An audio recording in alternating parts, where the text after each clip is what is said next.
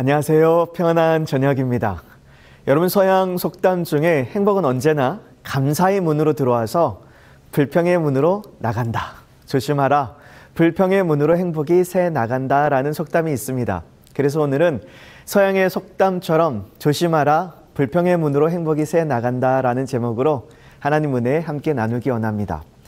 여러분, 출애굽한 1세대 이스라엘 백성들 가운데 누구만 제외하고 다 광야에서 죽게 되었냐면 20세 이상 장정들 가운데 여호수아와 갈렙만 제외하고 나머지는 가나안 땅에 들어가지 못하고 광야에서 다 죽게 됩니다. 그런데 여러분, 1세대들이 가나안 땅에 들어가지 못한 가장 근본적인 이유가 무엇이냐면 바로 그들의 불평, 불만의 정신 때문이었습니다. 여러분, 이 사건은 오늘 재림을 기다리고 또 하늘 가나안을 향해 가는 저와 우리 성도님들에게도 불평이나 원망이 큰 장애물이 될 수 있다는 것을 말해주고 있습니다. 여러분, 하나님께서 애굽의 종살이를 하던 이스라엘 백성들의 부르짖음을 듣고 모세를 지도자로 세우십니다. 그리고 말도 안 되는 정말 기적 같은 방법으로 홍해를 갈라주시고 출애굽시켜 주시죠. 그런데 여러분, 출애굽하여 시내산까지 도착한 이스라엘 백성들의 이 신앙의 상태는 정말 무지 그 자체였습니다. 왜냐하면 오래된 노예 생활로 인해서 하나님을 어떻게 예배해야 하는지, 하나님을 어떻게 섬겨야 하는지 다 잊어버리고 전혀 알지 못했습니다. 그래서 이스라엘 백성들이 종종 지도자들을 향하여, 하나님을 향하여 원망하고 불평합니다. 그런데 영감의 글에 이런 말씀이 있어요. 홍해에서 시내 광야까지 여행하는 동안에 불평과 소동이 자주 일어났으나 하나님께서 그들의 무지와 무분별력을 동정하시어 그때에는 그들의 죄에 대하여 재앙을 내리지 아니하셨다. 여러분, 이스라엘 백성들이 이렇게 원망하고 불평하는 죄를 지었음에도 불구하고 하나님은요, 그래, 너희가 잘 몰라서 그렇지 하고 동정해 주시고 용서해 주셨던 것입니다.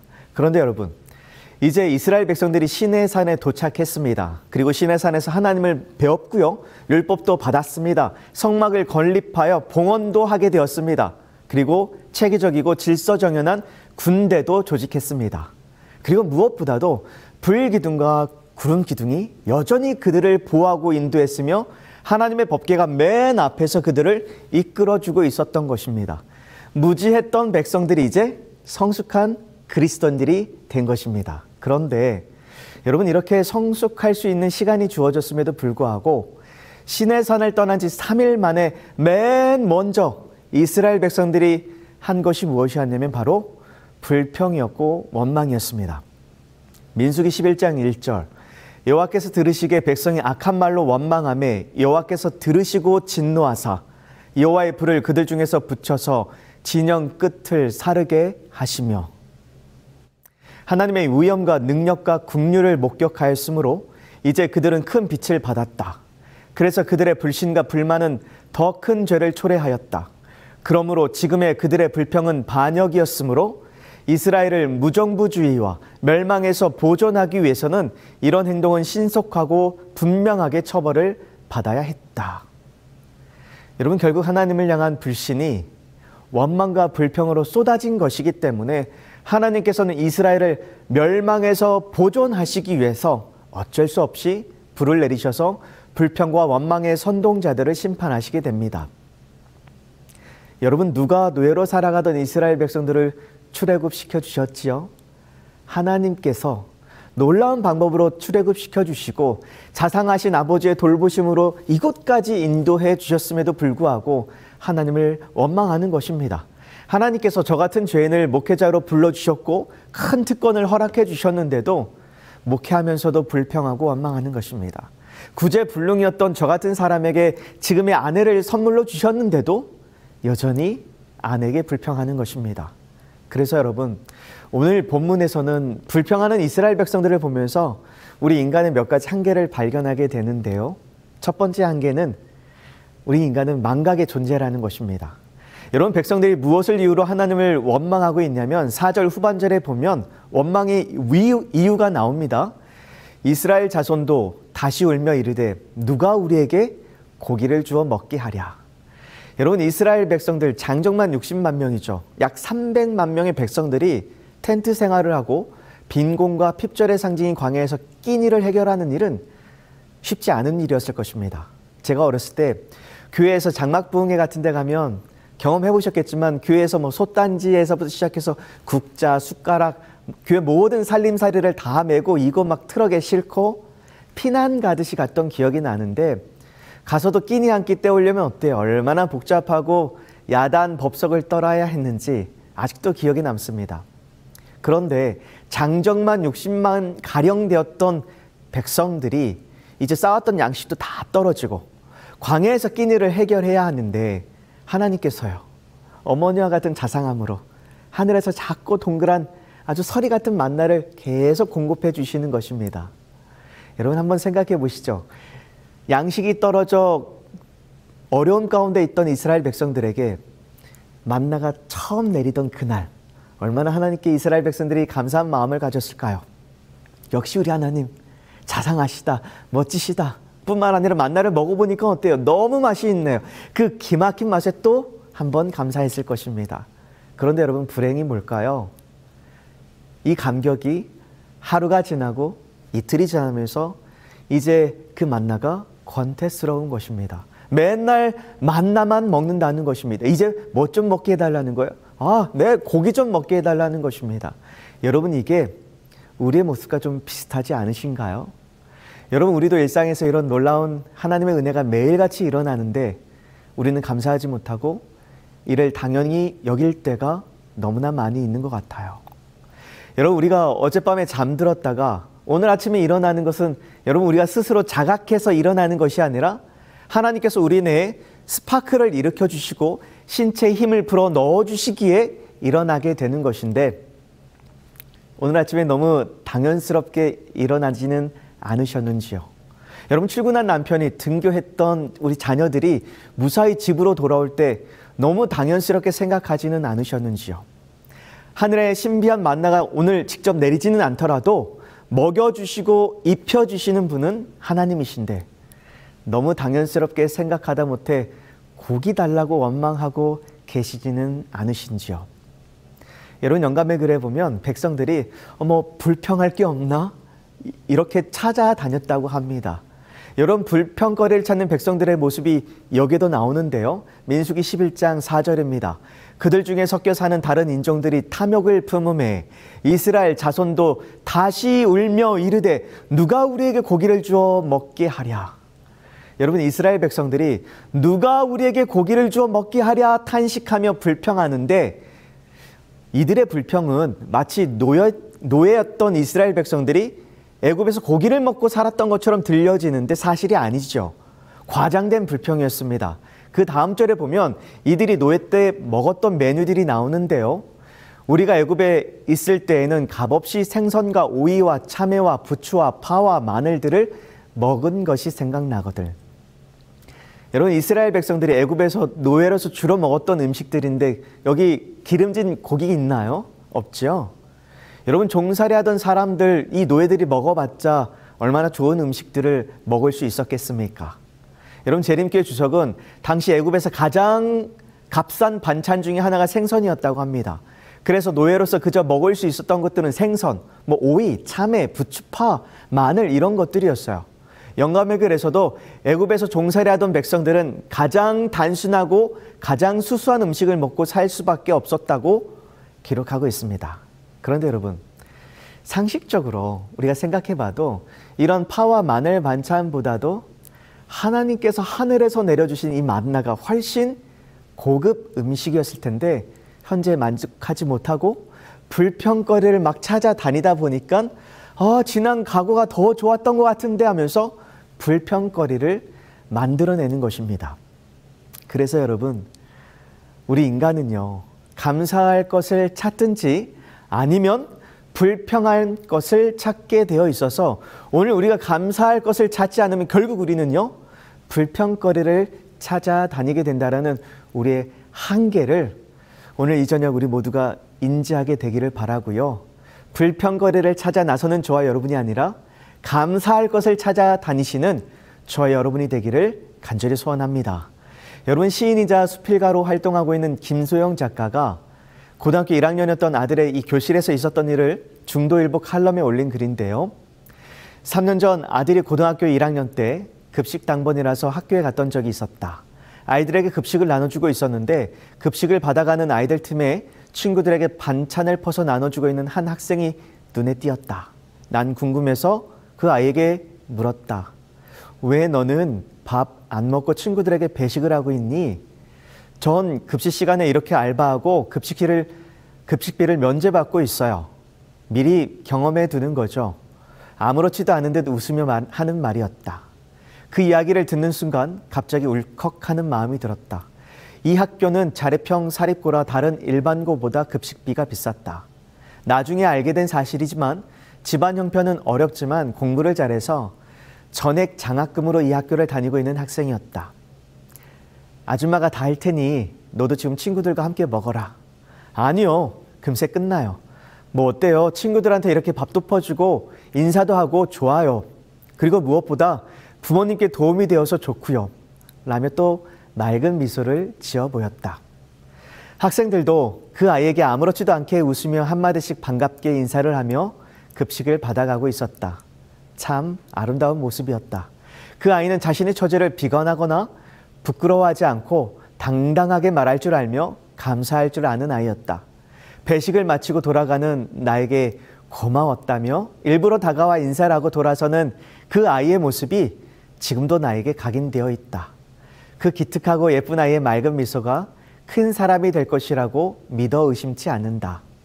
저런 아들을 둔 부모의 심정은 얼마나 보람될까. 자랑스러운 아이였다. 사랑하는 성도님들, 우리 주님은 우리에게 범사에 감사하며 살라고 명령하셨습니다. 매일의 삶 속에서 불평을 찾아 다니는 것이 아니라 여러분 감사할 것들을 찾으시고 이 감사의 제목들이 하나하나의 재료가 되어서 우리의 신앙이 더욱 풍성해지고 깊어져 갈 뿐만 아니라 주변에 이런 선한 영향력을 나누는 저와 여러분이 되기를 간절히 소원합니다. 더 나아가서 우리의 자녀들도 일상에서 당연히 여기면서 감사하지 못했던 일들에 대해서 감사할 줄 알고 감격할 줄 아는 자녀들로 양육되기를 간절히 소원합니다. 여러분, 두 번째 우리 인간의 한계가 무엇이냐면 주변 사람들에게 영향을 받는다라는 것입니다. 여러분, 오늘 본문의 이스라엘 백성들이 그 불평과 원망이 어디에서 기인하는지 성경은 이렇게 설명하고 있습니다. 민수기 11장 4절 5절인데요. 그들 중에 섞여 사는 다른 인종들이 탐욕을 품음에 이스라엘 자손도 다시 울며 이르되 누가 우리에게 고기를 주어 먹게 하랴. 우리가 애굽에 있을 때에는 값없이 생선과 오이와 참외와 부추와 파와 마늘들을 먹은 것이 생각나거늘. 여러분, 섞여 사는 다른 인종들이 누구일까요? 출애굽기 12장 37절 38절에 보면 이스라엘 자손이 라암셋을 떠나서 숫곳에 이르니 유와 우에 보행하는 장정이 60만 가량이요 수많은 잡족과 양과 소와 심이 많은 가축이 그들과 함께 하였으며. 그러니까 여러분, 이스라엘 백성들이 홍해를 건너서 가나안을 갈 때 순수 이스라엘 백성들만 출발한 것이 아니라 당시 애굽에 살고 있었던 이방인들, 수많은 잡족들이 함께 출애굽한 것입니다. 어쩌면 호기심에 따라 나섰는지 모르겠어요. 어떤 이는 열장으로 인해서 너무 두려운 나머지 따라 나섰는지도 모르겠어요. 어떤 이는 옆집에 살고 있는 이스라엘 백성들의 그 강권함으로 따라 나서게 되었는지 모르겠어요. 그런데 여러분, 이런 잡족들을 생각해 보자면 애굽에서 정착하고 잘 살고 불편 없는 사람들이 따라 나섰을까요? 아니면 애굽에서 뭔가 대안이 없고 궁핍하고 어려움이 있고 이 나라에 불만이 많은 사람들이 따라 나섰을까요? 아마도 불만이 많고 만족하지 못한 사람들이 따라 나섰을 것입니다. 그런데 이런 사람들이 이스라엘 백성들 틈 사이에서 뭐하기 시작하는 거예요? 불평하고 원망하기 시작하는 것입니다. 이 사람들이 먼저 불평하니까 그 영향을 누가 받게 되었어요? 이스라엘 백성들이 받아서 먹어보지도 않은 고기 좀 먹어보자고 불평하는 것입니다.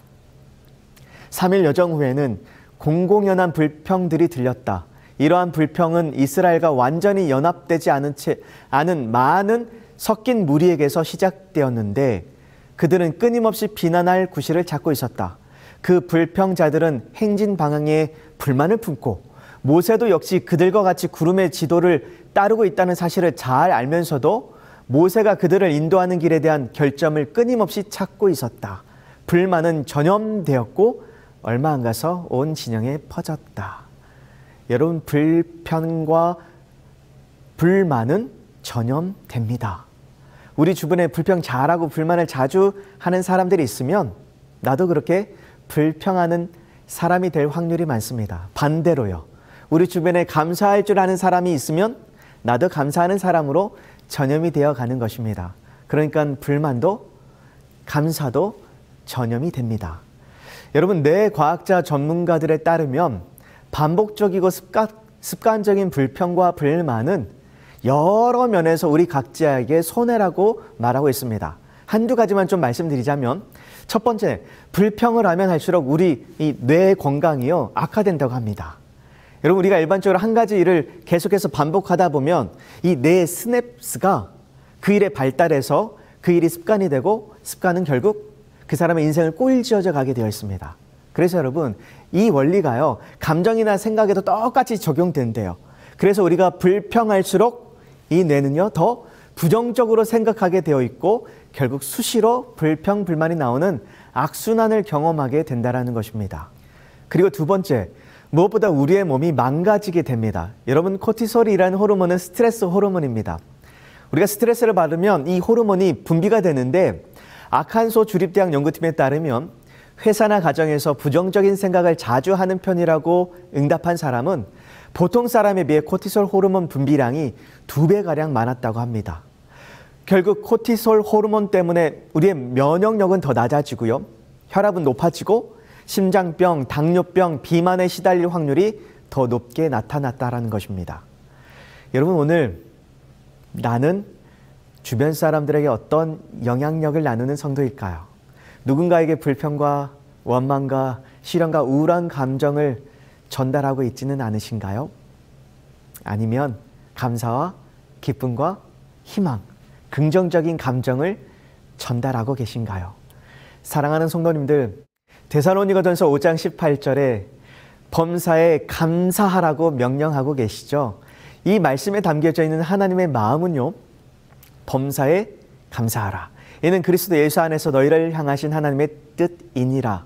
이 명령은 우리에게 반대되는 것처럼 보이는 일까지도 우리에게 유익이 될 것이라는 보증이다. 하나님께서는 우리에게 손해가 될 수 있는 일에 대하여 감사하라고 명령하지 않으실 것이다. 여러분, 무슨 말씀이에요?